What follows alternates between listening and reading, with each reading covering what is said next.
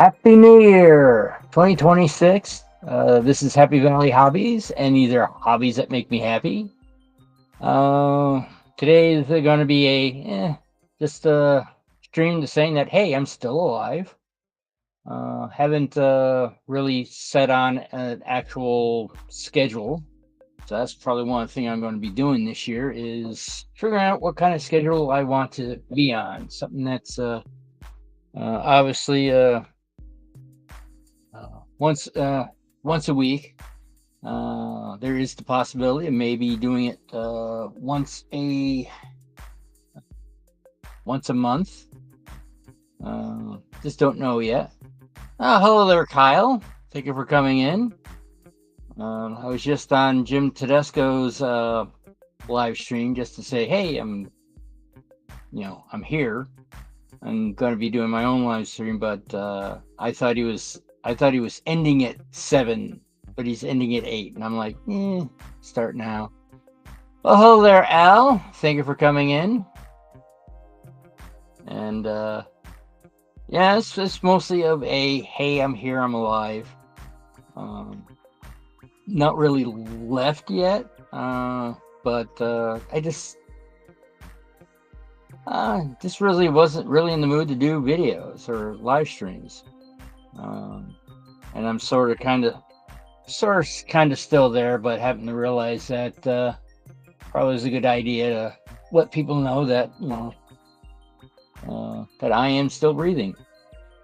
I do have resolutions as they normally have. Yeah, I was on Randall's streams last night. That's another thing is that because I work second shift, I'm not normally on weekday streams. It's just that our workplace, they closed down for Christmas and New Year's, and they stay until the next Monday. So I was able to get on live streams that I not normally I'm on, because it was a weekday. So I decided to go at least boo to people. I was also on Humanity Junction's live stream, Randall's. Who else was I on? I'm blanking out on some of the other ones, but basically turning around and popping in, which I hadn't been able to do lately. But this doing things on weekdays is going to end. Let's see, Friday's today's 1, 2, 3, 4. I think the 5th, where I go back to the ever so fun second shift and all that.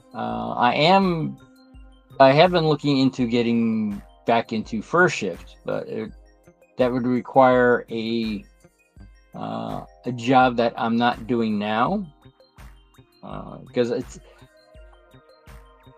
it's a position I want to say that right now they need people, so that's why I'm still there. But if there's an economic downturn, I'm thinking probably going to be one of the first ones to be let go because I'm not fast enough. I rarely meet what they call what they consider whatever the production is, and there's a lot of times that I honestly don't know how they come up with their numbers. There's one particular job that it's the same procedure, but it's a different part. Basically, one part has an extra hole in it for an extra part, whereas the other one doesn't have it. It's a very small little. The main difference is that it has extra holes so you can put more inserts in it. But the particular setup is what they call degating, which is basically all the extra parts out of the molded part. They're just cutting all the extra pieces so it all looks all nice, and then it goes to the inserting part. The inserting part takes longer because there's four extra inserts. However, on the CNC part of it, it's the same exact operation. And that's where, but the thing is that when it comes up to showing who is, let's go that way. But when it says how many parts are supposed to be able to be done within a shift, if I remember correctly, one is, I want to say 156, and the other one's like 179. And I mean, that's almost 25 parts difference. And the thing is, and the funny thing is that if you get two good people running the machine and all that, they can get the one done, but not necessarily the second number. Again, nobody knows. The engineers go, oh, this is how much it's supposed to take and all that, and etc. And that's what they go with, not realizing that, instead of asking the actual operators, hey, what can be done, or taking a look at the history, the actual history of how the parts are being, how many parts are actually being made, how many people are actually making rate on that, and changing it that way. But that's a little bit above my pay grade. But so that is that. Ooh, I did something to realize I forgot to put the test manager on. But that's the silliness from work. Well, there's also the part between this week, and we're also assuming next week, because they had the ones that normally do the scheduling and people who know what's going on. They took the weekend. They took the 2 days off, or 3 days off, and because most of them are on first shift, and they wound up closing down on first shift. So second shift had an extra day off, but you had to either use your vacation time or don't get paid, which was annoying in itself. And then from there, but the thing is that the people who kept everything running smoothly weren't there. And that's when upper management happened to realize, they're going, oh, we'll just copy what they do and all that. Not realizing that they didn't have all the information, because they came out with a new thing earlier this year, or earlier last year, that was supposed to help with the inventory. And they found out that their inventory system isn't working. It was basically people underneath was sort of propping it up, because we're going to have a transition time and all that, and so they were able to figure out how to get everything to run smoothly, but not exactly how it's supposed to work. And they found out that it does not work. And one of the funny things is that I was looking for my job that I was supposed to be doing this. Oh, it's up on the second floor. I'm looking all over the second floor. And there was a box of parts that I was supposed to be getting. However, they had a red tag on them saying that they were rejects, or they were rejects to be inspected, to making sure that they were rejects. So I saw the red tag. I never even looked at it, because it's like, we can't use those parts. And wound up going up, down. It's like you got the. I think he's one of the head guys of the plant. I'm not sure. There's no org chart to actually go and say, oh, okay, that's I know who my immediate supervisor is, and I know his supervisor for the shift, but I don't know about who's in charge of the plant. and he was there. He was there helping us, trying to find things and all that. And then all of a sudden, he goes, "Oh, wait a minute! Somebody else is doing the same exact part." Now, normally, if they have people working with each other, they usually do having one person with the whole entire list of what they're supposed to be doing, and then the other person says with the other person. Since they did it both the same way, the automatic assumption is that there were two separate jobs, and they were not. And then when we found out that we got there, we're like, all right, we're getting ready to go. It's like, oh, do we have any more parts? Because there was only like about 7 left. And you're like, I don't know. So they turned around, started looking for them, couldn't find any more. My immediate supervisor, he's like, well, that's sort of pointless of getting, the 7 parts done and all that, because you're going to be done, and I have 2 people that have really nothing to do. So he had me do, well, for a short bit, it was it was a short bit of doing warehouse, moving parts and all that, and etc. And then all of a sudden, there was wound up with working with 2 other people, doing something that is one of those jobs that nobody likes doing and is rarely done, but it's sort of has to be done, and that's cleaning the paint plugs. Because they would put these plugs in, then they can do all the painting around there, and they would pull out the plugs and put them in a box, and the plugs would have to be cleaned eventually. But no one likes doing it, and it's normally the job of the paint department. But since 3 of us had nothing to do, it's like, here's all the plugs, go and clean them. So it took us a good portion of the time to clean the plugs, and after I put my job sheet, I happened to realize that it was the first time that I was doing all this work and not being productive at all. I did not produce a single part.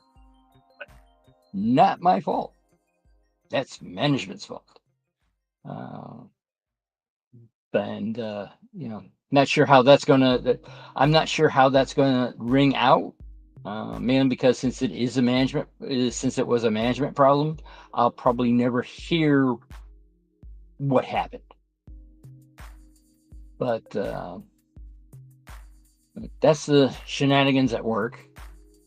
Because for the past couple of weeks, it's been chaos.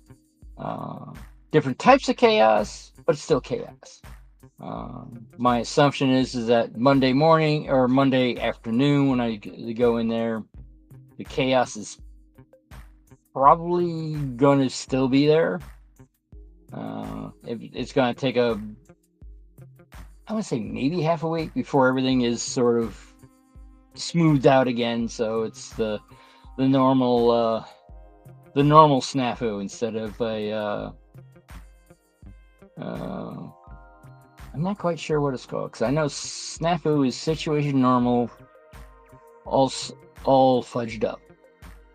I do not know where the terminology of, okay, it's not a normal situation, but things are still screwed over. So gotta love shenanigans, absolutely, Kyle.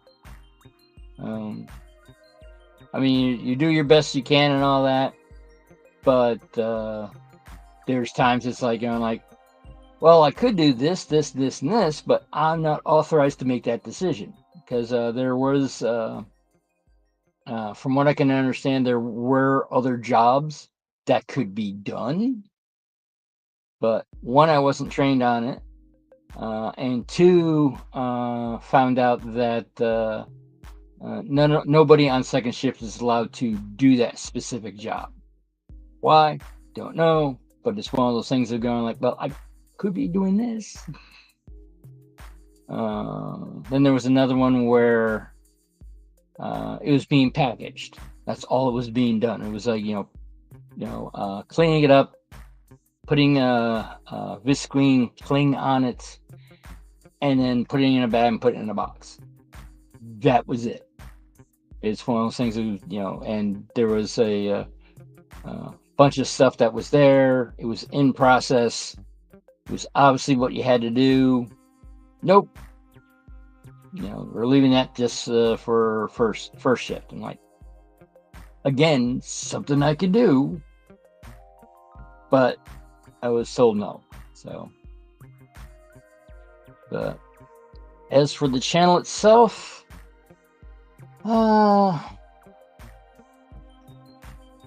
lately I just haven't been feeling in the mood to keep going. I know a lot of channels, they have a tendency not to last over 5 years, I guess. I forgot where I remember seeing it, but it was like maybe, yeah, it's when I was first started the channel and I was looking at all the different things of analytics and all that, and there was a video that mentioned that no matter, even the most successful ones rarely last after 5 years. It can be very, very popular, millions of subscribers and all that, and then just done. So my thought was, I'll just keep on going. And it wasn't until this year, towards the end of this, the last quarter, I guess, I finally realized, this is why after 5 years they have a tendency to, channels that had a tendency to fold. Because there's I would find a channel, it's like, ooh, this is a cool channel and all that, and then find out that their last, one of the things that was there was building a computer CPU out of discrete transistors. And I thought it was very neat. It got to a certain point, it stopped. Looked at the last video, looked at what the latest video is, and it was 5 years ago. And it's like, so I guess they gave up on it. And it sounded like a college student, so they probably, as soon as they graduated college, life got in the way and they put it back down. That was sort of one of the things about this particular channel, because it wasn't just going to be model trains. It was supposed to be, hence Happy Valley Hobbies. A lot of the hobbies I was thinking about also having here would be model train adjacent, electronics, computers, machining, all the 3D printing, all the things that are adjacent with it.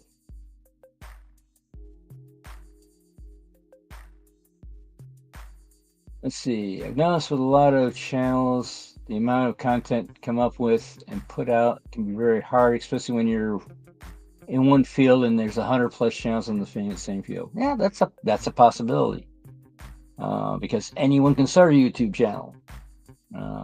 Every now and then, I come across a YouTube channel. It's like, I'm like, oh, this must be an early one because it's really bad. And it's like, nope, it's just somebody that has a passion for what they do, but they just don't have the skill for it. And I think that's one of the reasons why I'm still at I haven't broken 150 subscribers, because I think I'm in that field of, I might be very passionate about what I'm doing, but I'm just not skillful at it.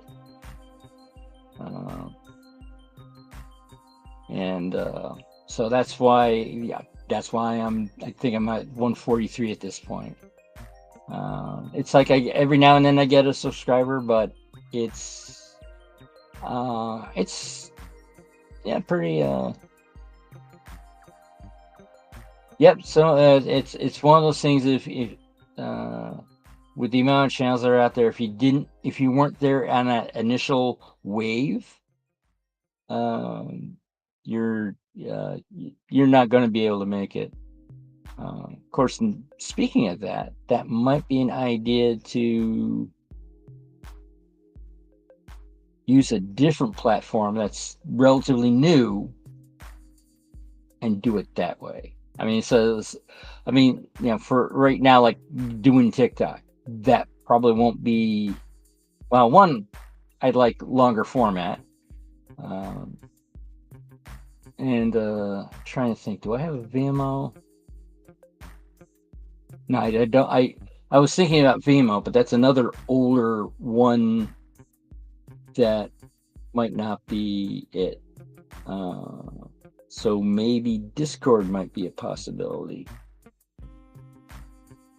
But then again, I've been using this. I've been using this channel more for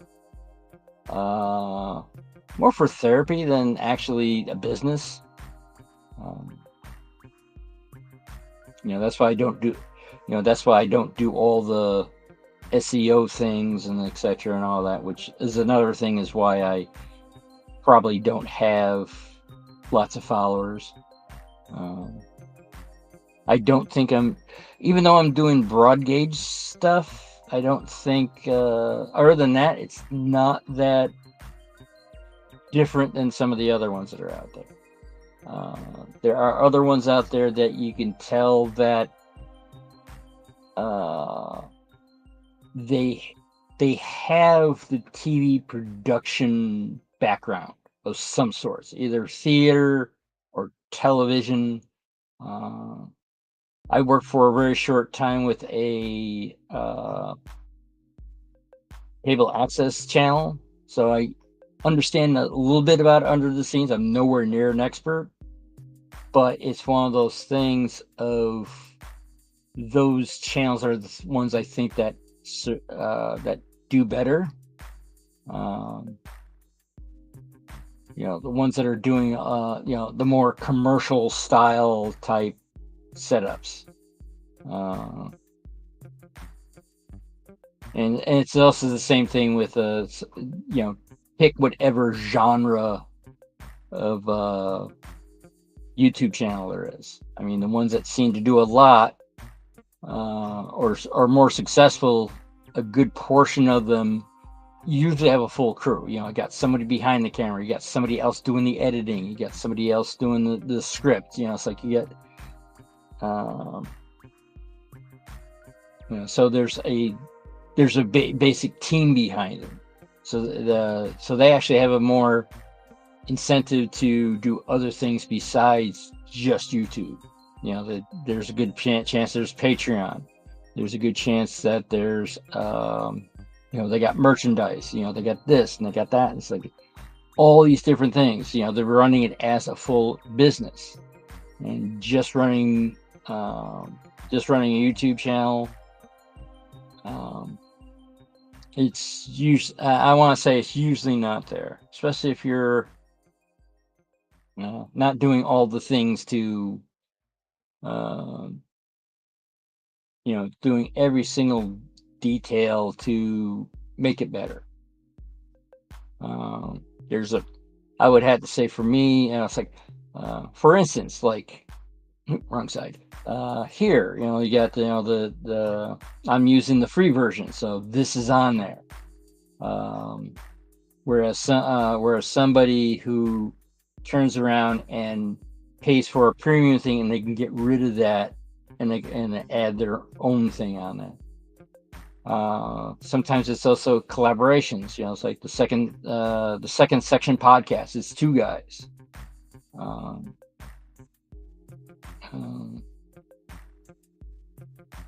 And there's one that I've been sort of liking is Lateral with Tom Scott. They take excerpts from their podcast, and they edit it and all this, that, and etc. The best parts, and then they go from there. But that again, Tom Scott he's the CEO of a very larger company, because again, he's got editors and question writers and etc.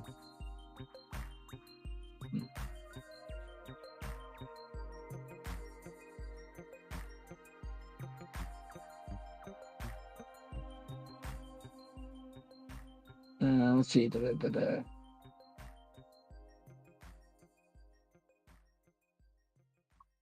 Yeah, I would have to agree with you, Kyle. It does, creating content is, well, I would have to say for me, it's easy to create content because I have so many projects I need to do. And that's one of the things of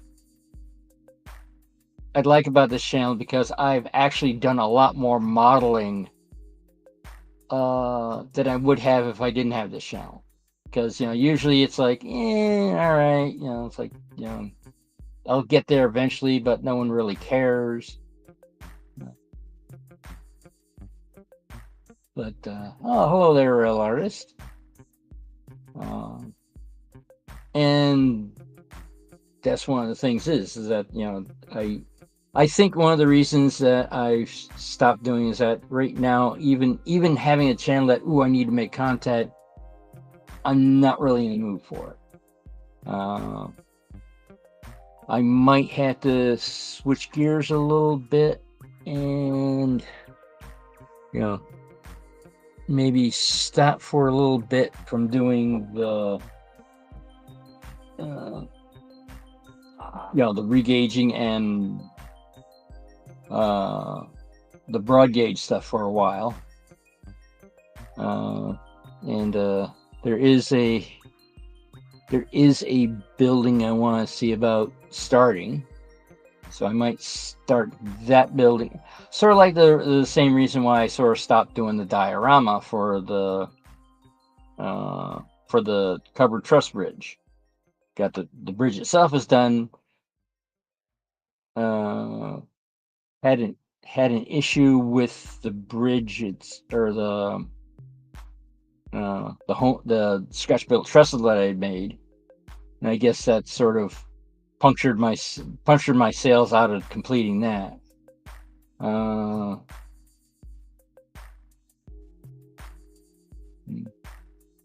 hello there, Wigwag. Thank you for coming in.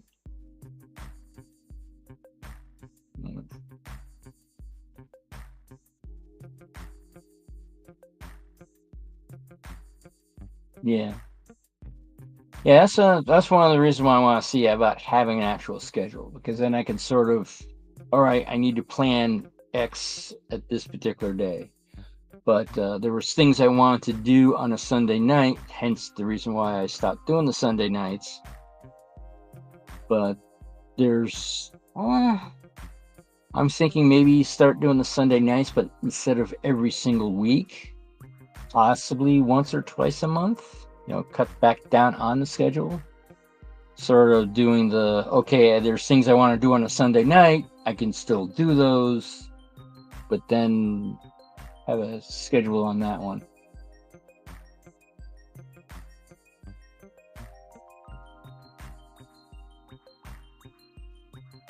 That's one of the things that I believe.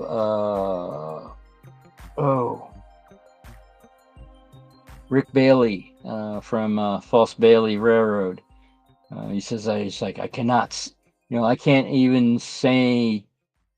He had said it's like, how can you put down a project and wait a week?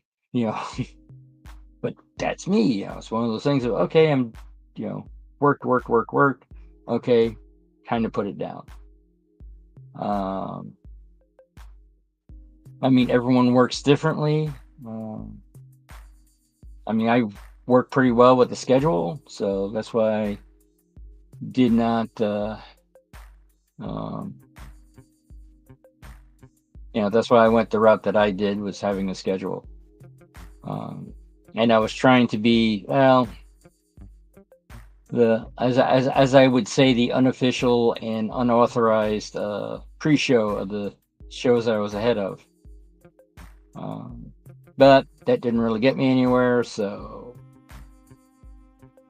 And usually after the shows, I wasn't really in the mood to start, so actually that might be a possibility.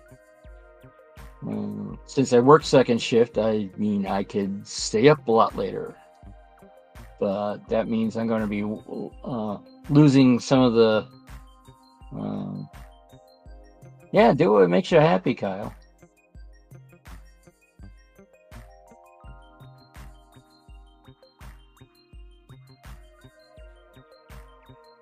But yeah, I'm actually thinking of maybe try after Sidetrack Sunday.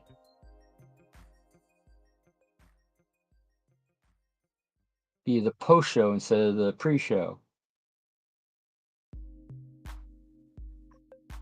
Hmm. Something to think about. But yeah, in doing so, I would have to turn around and go like, all right, where do I've been since I haven't done this for over a month. I would have to turn around and go like, all right, what am I planning on? Because that's one of the things that I noticed when I switched to Saturday mornings, that I was having problems with doing the schedule ahead of time.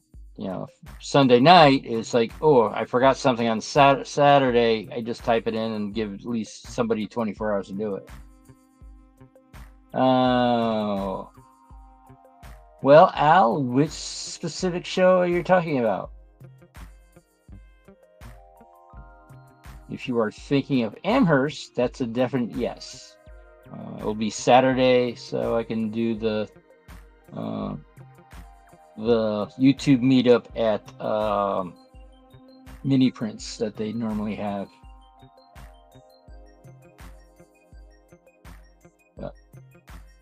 Actually, speaking of vinyl and other hobbies, that's one of the things that I'm planning on doing this year. Is just finish projects before starting new ones.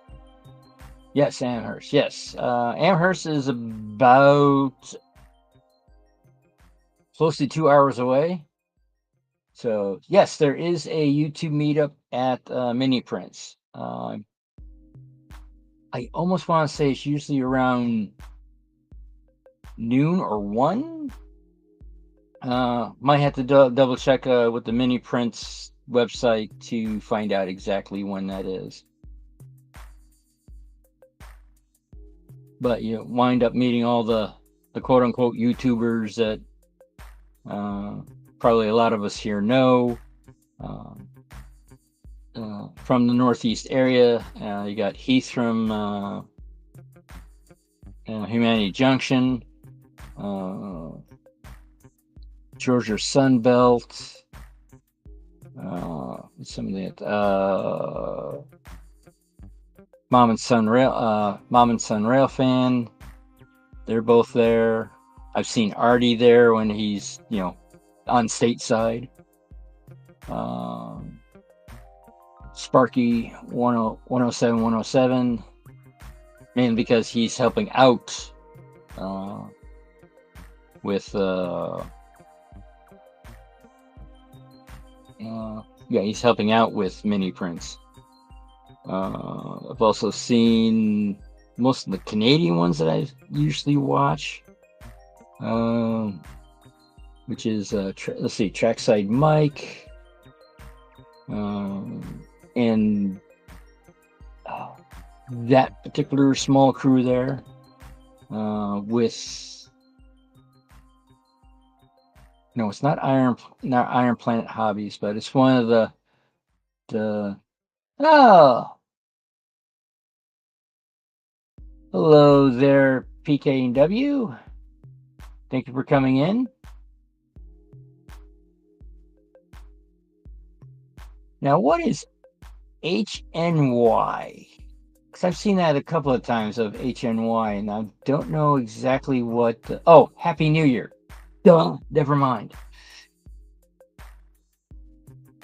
Yeah, sometimes I see a abbreviation, and sometimes it just goes over my head. Hello there, Willow Creek. Thank you for coming in. Actually, I'll start something. Let's make that down that way. Because one of the things that I do. I sort of took a variation of what Anthony Dodge does. It's a variation because I know when he sees somebody new, he'll make him a knight of the rhomboid table. I, on the other hand, I wait until I recognize somebody. And I've seen Al a lot around. This is the first time I've seen Willow Creek Brad. So if you have a tendency to hang out with us, Brad, I would turn around and make you a moderator. So if you want to put in your basically to let people know what you want to do, what the different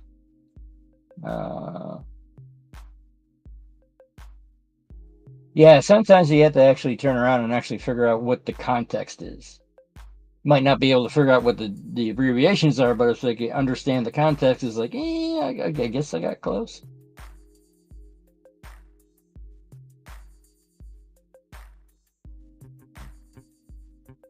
But yeah, I'm actually but that, I mean, that's why I sort of took from Anthony Dodge, the Train Outsider, which apparently wound up use a lot of abbreviations because my typing sucks.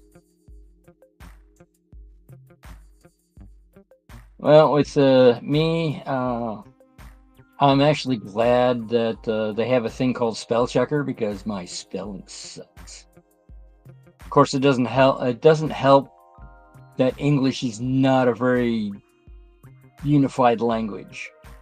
You know, I mean, you got French thrown in there, German, you know, insert European country.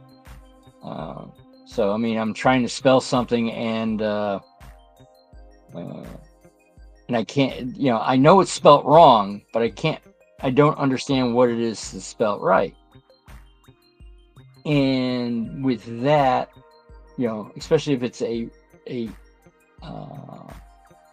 something that's French, and it also has a Q in it, so it's one of those things of it's. I mean, like things like Iraq. I mean, that's something that we had to learn and all that, and that sort of stood out because it had a Q on it, but no U. And from what I understand, the "k" sound is more, you know, Iraq. So a lot of times the hard and soft K sounds between C, K, and Q are very different things. I mean, Q itself is a very hard one to spell. I remember there was a joke on it. It's like, you know, it's spelled, you know, Q is spelled correctly. It's just that everyone else is waiting in the queue.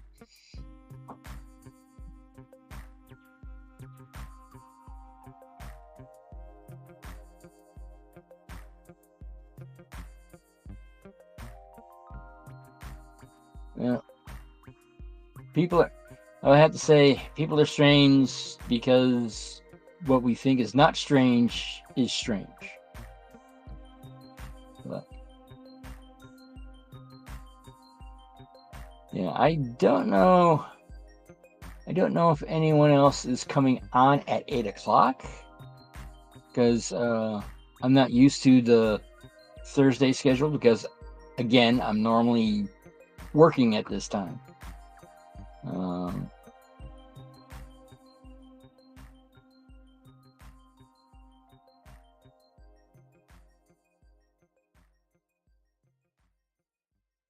So yeah, it's just basically this is a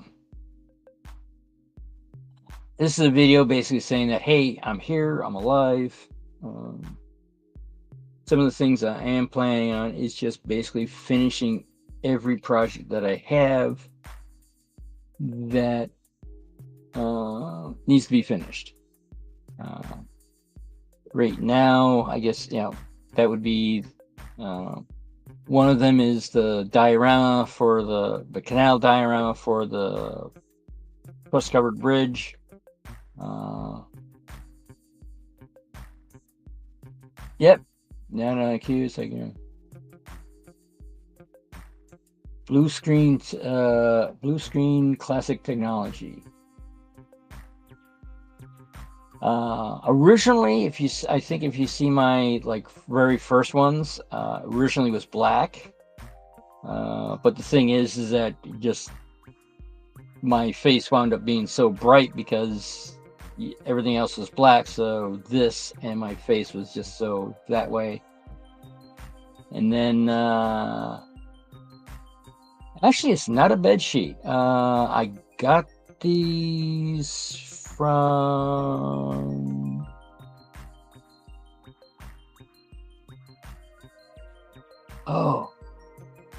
it was one of the craft stores. It wasn't Michael's. It's the other one that I think went out of business. I would have to look up. But yeah, it's I got these from a craft store. They're I want to say 4x8 sheets. For a while, I actually had green, because green screen. But that made things look really odd and all that, and so I decided to. These I actually originally bought for basically a backdrop for the layout, blue sky.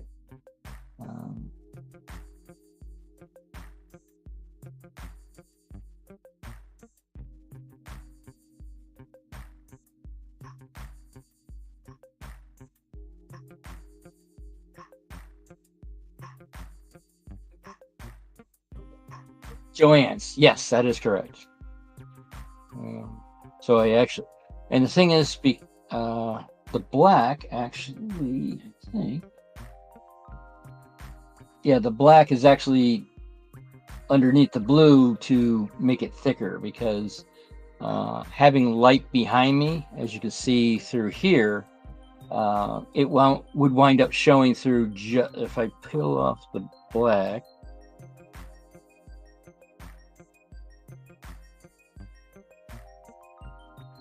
As you can see, if I peel off the black, you can actually see the light sort of kind of coming through. So that's why I did it that way. I still have the green somewhere around here, but I'm not. It's one of those things I'm still not using it for that. But I do have the blue. It's not really. It's set up as a backdrop, but since I don't have the layout really there, it's just covering everything up.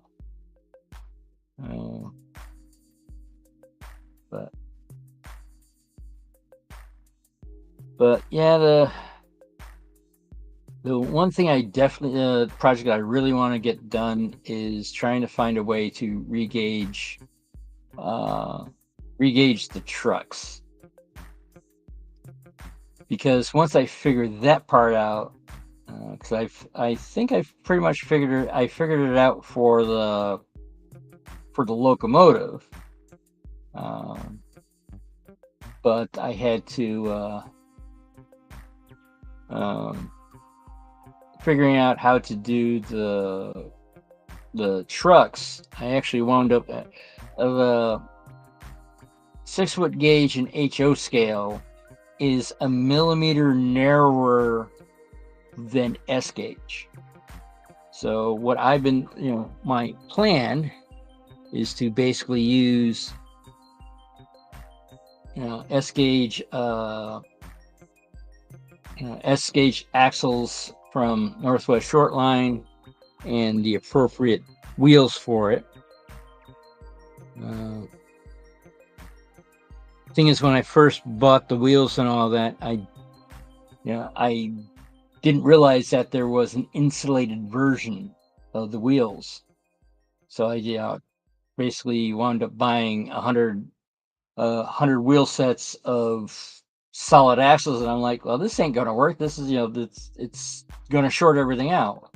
So after typing Northwest Charlotte, oh, you want to buy the uh, the insulators and use a different size thing on it.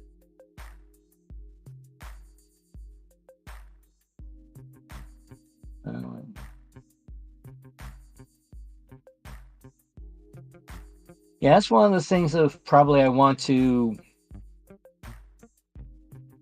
the reasons why I want to sort of kind of put down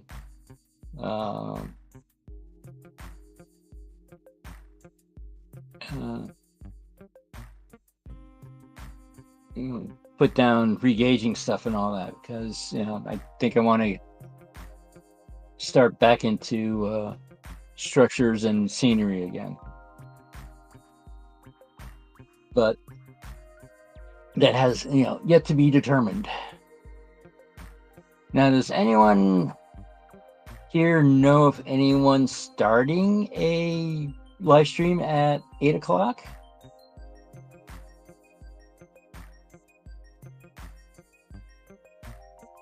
Because again, I'm not used to being on Thursday nights.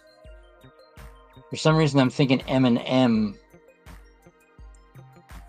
or is it H? Yeah, it's M&M because it's Mike. M&M Rails, but he might be on now. I don't know. I know right now Jim Tedesco is on right this second, but he's going to be stopping at 8 o'clock.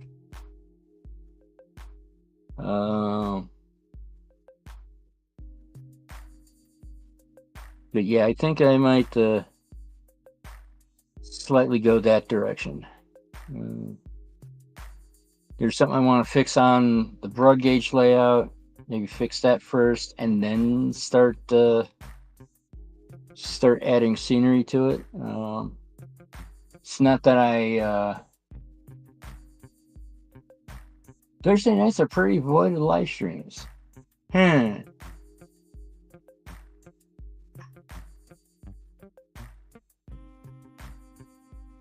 Yeah, Jim Tedesco, he usually does a Thursday night live stream. Yeah, Mark from M&M. Well, hello there, Alco 251. Thank you for coming in. Starting to slowly wind down because of it's almost 8 o'clock. Oh, it's Sam.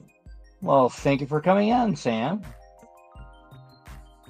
Sam from Discord, I want to say, correct? Model train people, that's what I thought. All right. Sweet. So,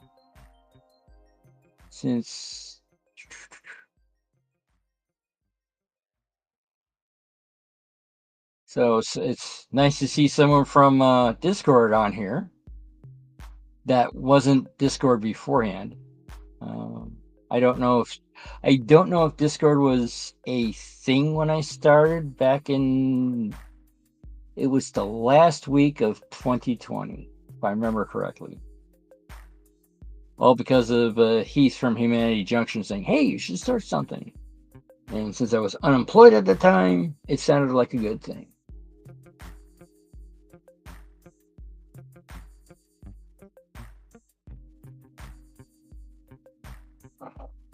Gotcha.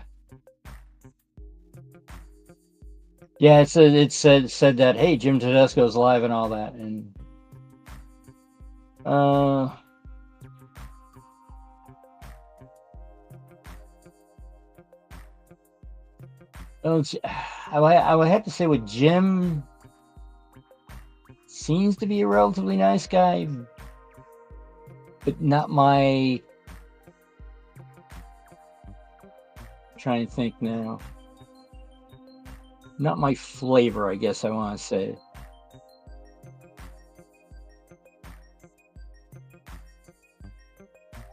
All right, Bob, thank you for coming in, and that was another live stream I was on, was Bob's. All right. Well, thank you, Eugene. Yeah, I think Bob was another live stream that I was on last night, and he's only doing it once a month with this Sidetrack Sunday crew. Sort of made a joke of going like, talking about how he got roped into doing STS, and it's like, oh, okay, don't go to Tenonium, so you might wind up getting roped into co-hosting. So that was sort of a chuckle on that part. But yeah, I might have to. Let's see.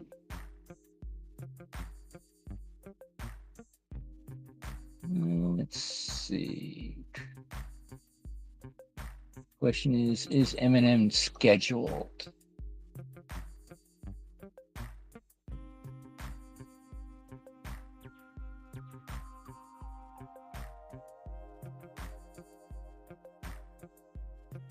All right. Well, it looks like Jim is still on there with only 9 people.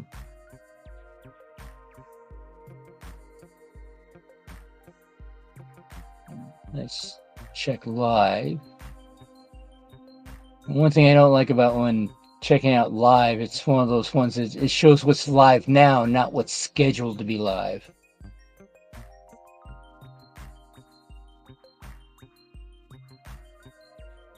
Let's double check subscriptions. Shows Jack Jack is live, but then again, Jack Jack is always live.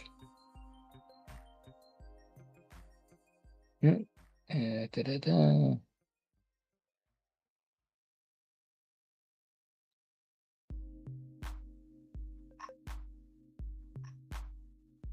And Jack Jack. Da-da-da. Oh. Look at that for later.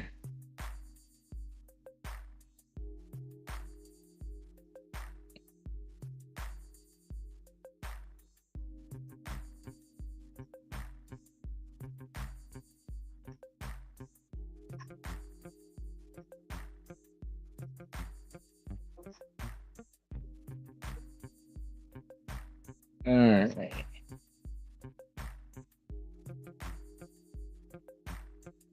I haven't seen subscriptions for a while, so it's one of those things of not used to the. All right, most relative linked.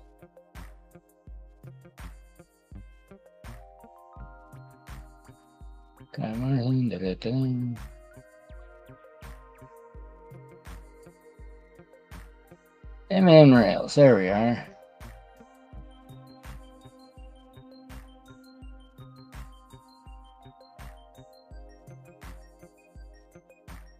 All right, looks like the last one he had was a month ago saying no live show. Back in November.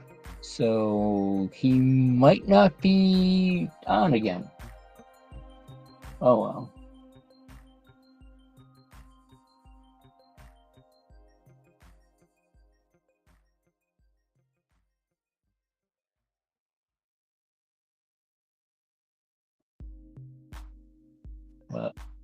Oh, DB got roped in at Amherst. All right. Yeah. Well, it looks like he hasn't been live for a couple of months now. So, don't know.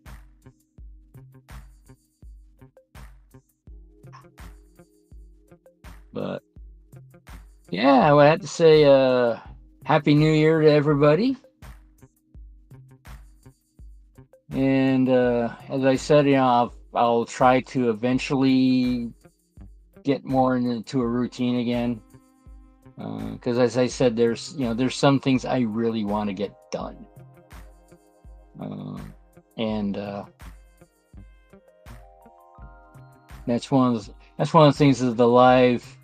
The live show itself is what helps me actually get stuff done. Because for before doing this channel, I've got a bunch of buildings now. I've got dioramas. I got, a lot of stuff that I didn't have before. Still have not got a layout. It seems that when I start doing something and get to a layout, I get to the track part of it and it dies. Because I do have a standard gauge layout that's 4 foot by 1.5 foot. Again, just the track. The broad gauge layout's 1 foot by 6. That one I want to get done because it's also going to be the test track for the broad gauge stuff.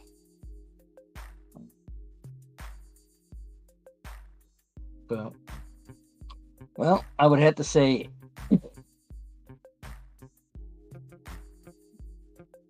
after I stop coughing, thanks for everyone for hanging out with me on New Year's Day.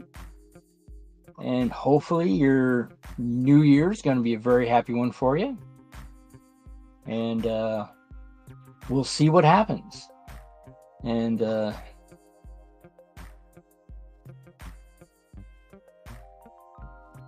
that's probably one thing I want to see about doing is, unfortunately, I'm a talking head because but I do have a workbench, but I don't have any trains running because I don't have the ability to have a train running around in a circle. I was thinking of. I recently came across what's called R-duct trains, which are sort of like U-gears, where it's wooden trains, whereas U-gears is more European. R-duct is more American style, and they do have a couple that is like, ooh, that'd be nice and all that, and figure out how to motorize them so the wheels move and all that. But had them sort of like above me somehow to go back and forth or something to get people's attention, I guess. But again, that goes against to my resolution this year is to finish projects before starting new ones. That'd be starting a new project. But on this note, I believe that the world needs more love. So find your passion, add some silliness to it, and spread it around. Bye, everyone.